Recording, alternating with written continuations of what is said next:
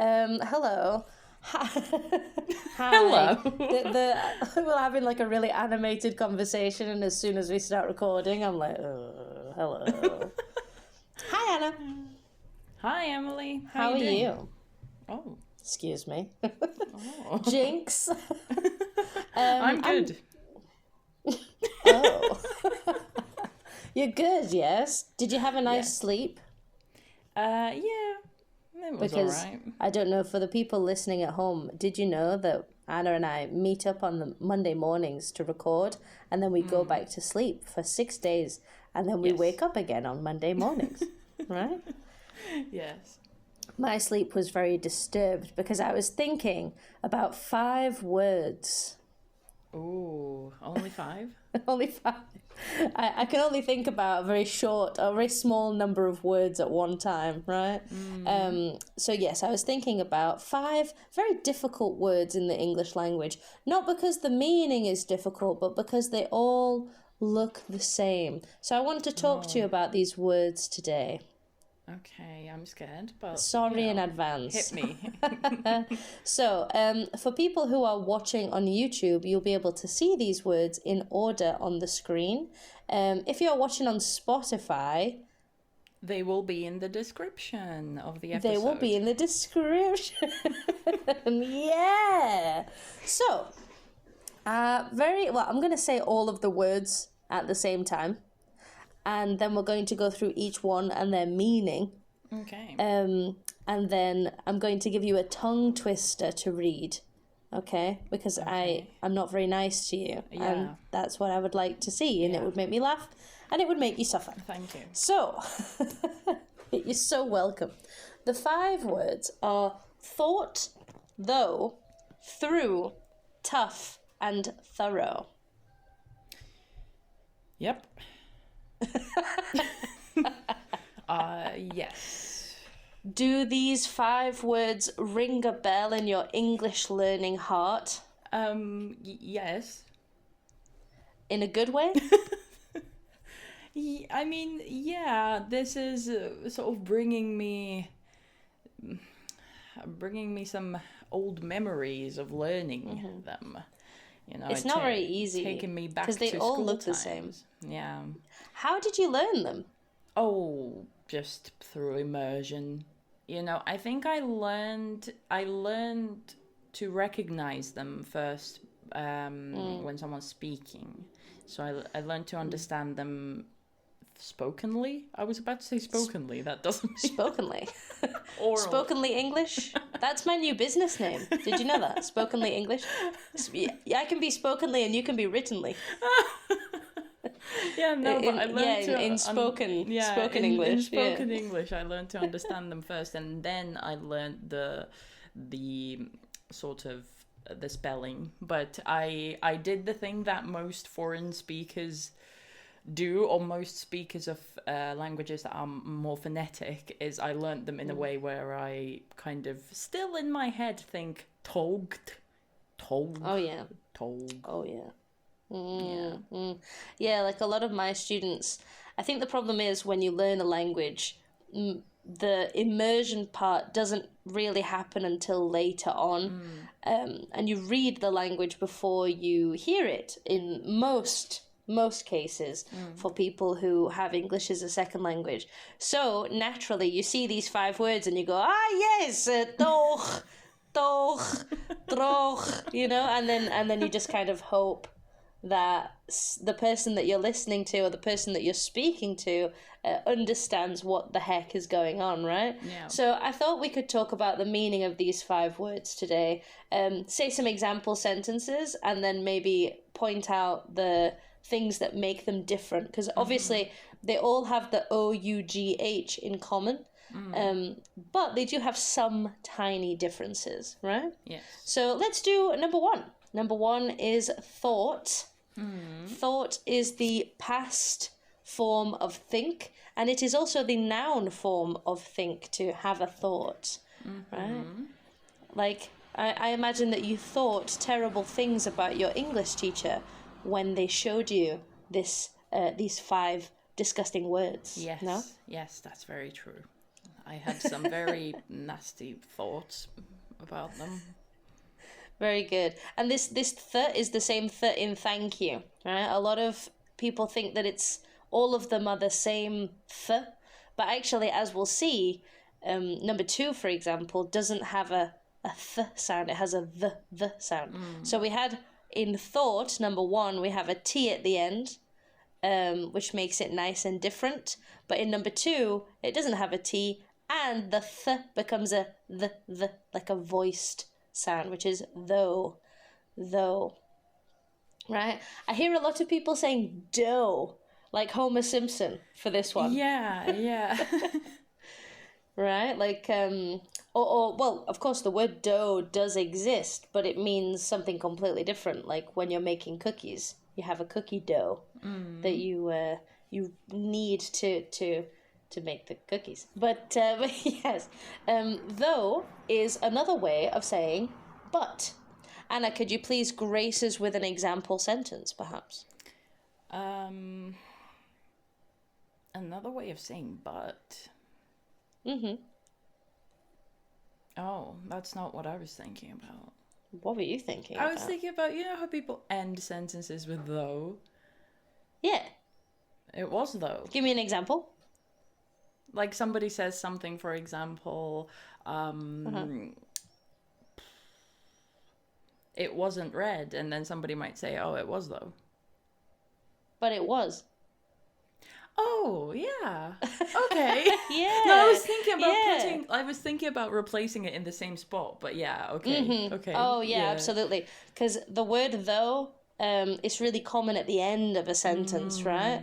But it means but but the word but normally goes at the beginning of the phrase. So for example, like, yeah, the car was blue, but it wasn't. You could say it wasn't though, right?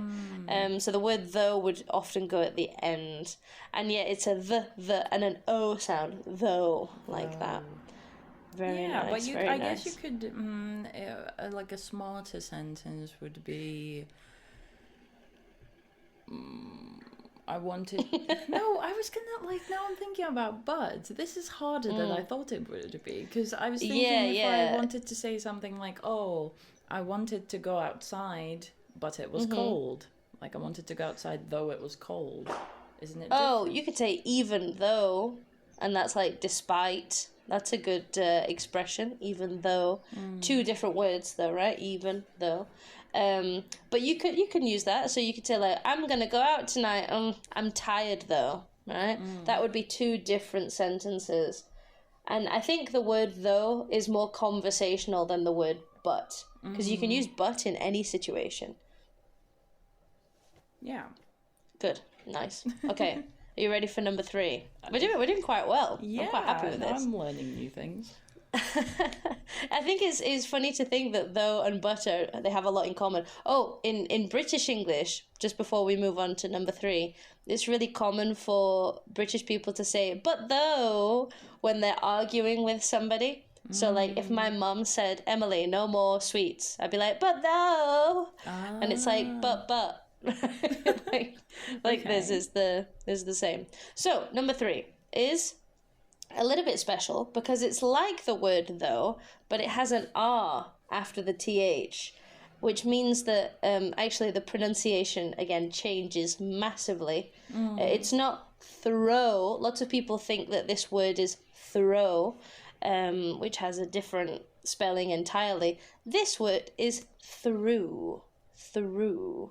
Right? Yes, through. Not Louis Theroux, the famous documentary man, but through as one syllable. For example, you and I have to go through a lot as linguists every day, right?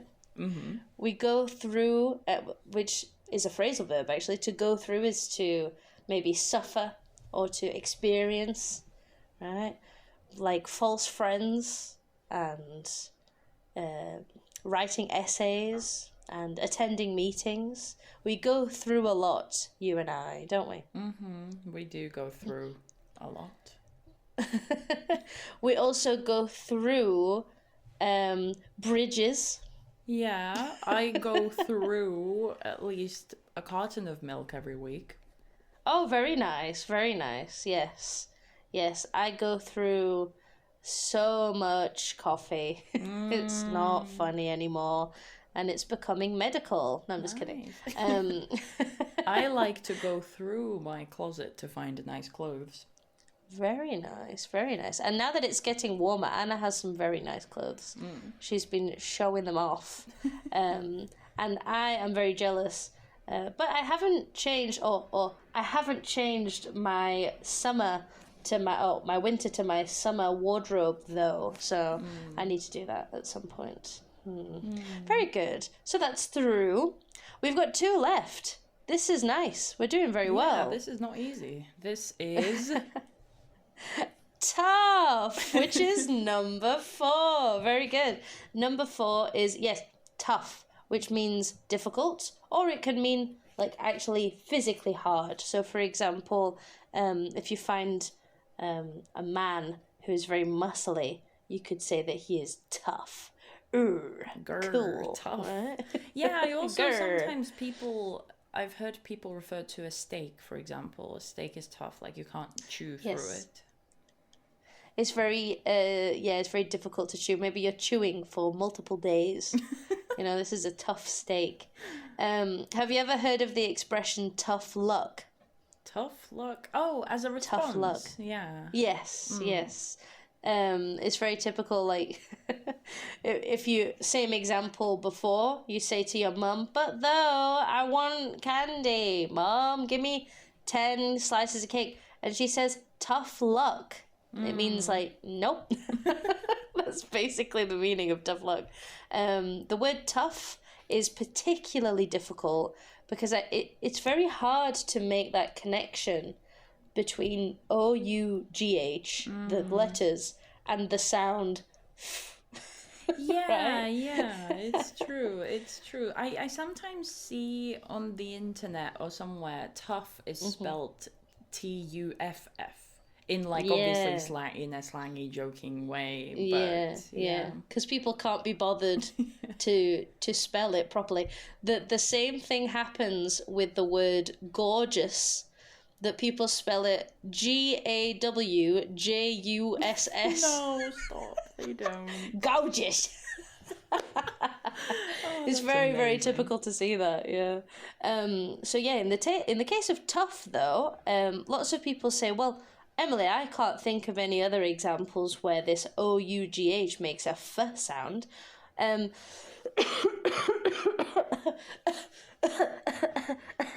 Excuse me, I have a cough. Oh. Sorry. And my throat is not feeling very good because of my cough. I'm feeling a little bit rough. Ooh.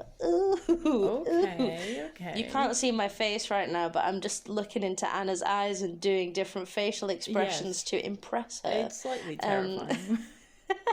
So yes, we do actually use the f sound in a few other OUGH words, like tough, cough, rough, right? Yeah. But the vowel sound changes a little bit. So we have the and also for cough, it's an cough. It's very weird. But finally, that brings us on to our last word of the day, which is actually very different because it has 2 syllables. It has 2 syllables instead of just 1, and that is thorough. Thorough. The longest of them all. Sounds like, it's the longest one. It sounds like Louis Theroux again. He keeps coming back. I wish he would go away. But I hear a lot of people saying, they read this word and they say just 1 syllable, like throw again. It's very important to say thorough. Yeah. You have to say it thoroughly. Ooh, yes. To be thorough is to be vigorous, right? So it's very typical to see signs that say, please wash your hands thoroughly. Or please, I don't know, what else can you do thoroughly? I don't read something thoroughly, like a contract.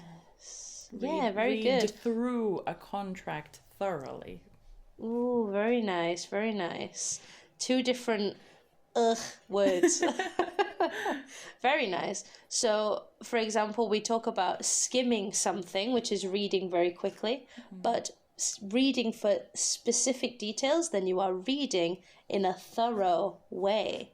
So, Anna, can you please read all 5 words just for pronunciation one more time? Okay. Thought, though, through, tough, thorough. Beautiful. Thank you so much, Thank Anna. you. You're a That was queen. there was pressure there. Yeah. Yeah, I know, right? But here, take your C2 English stamp of Thank you. approval. Thank you. Thank you. And your English passport, because you said 5 difficult words correctly. Oh, wonderful. Amazing. Well, thank you so much for joining us today. We hope you enjoyed this pronunciation class. Maybe you should go through our YouTube channel or our podcast to find more amazing videos and episodes about other grammatical topics. Yeah, exactly. And maybe you should give us a lovely rating, leave a comment. It's not that tough. Give us a kiss, something like that.